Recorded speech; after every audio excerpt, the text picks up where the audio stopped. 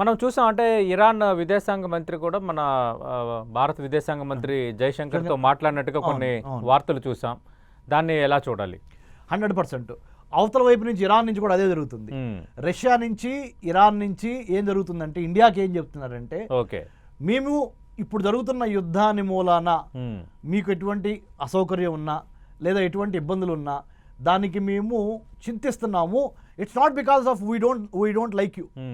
మీ మీద వ్యతిరేకత లేదు, భారత్ మీద మాకు వ్యతిరేకత లేదు, కానీ జరుగుతున్న జియో పొలిటికల్ వార్ సిచ్యువేషన్లో మేము కొద్దిగా అట్లా టఫ్గా ప్రవర్తించాల్సి వస్తుంది అనేది మనం అడక్క ముందులే వాళ్లే చెప్తున్నారు.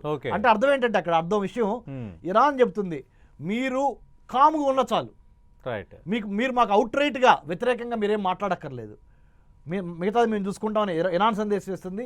అలానే Israeli prime minister Benjamin Netanyahu గారు కూడా మన భారత ప్రధానమంత్రి నరేంద్ర మోడీ గారితో మాట్లాడుతున్నారు. ఏమని?